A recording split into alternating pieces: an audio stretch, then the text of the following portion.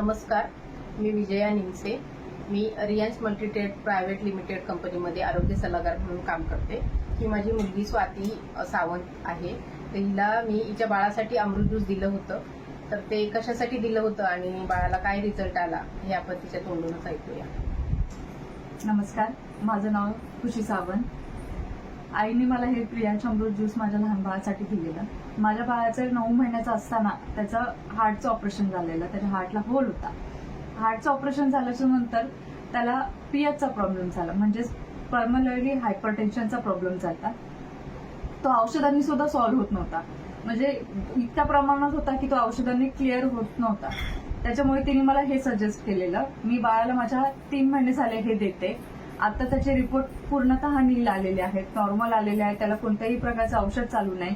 Even त्याचं प्रतिकारशक्ती सुद्धा वाढली आणि त्याचं वजनही याच्याने वाढलेलं आहे.